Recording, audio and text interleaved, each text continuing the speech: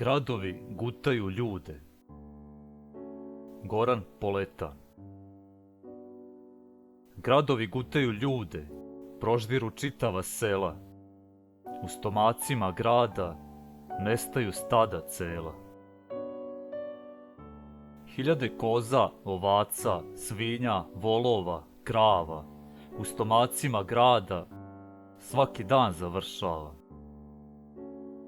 Gradovi pojedu mesa svaki dan, gomilu pravu, ali i to im je malo, pa jedu čak i travu. Oni, bez izuzetka, jedu sve biljne vrste, voće, povrće, žito, čak i grmove brste. Gloginje, dredinje, šipak, maline i kupine, i sve to stane lako u gradske trbušine.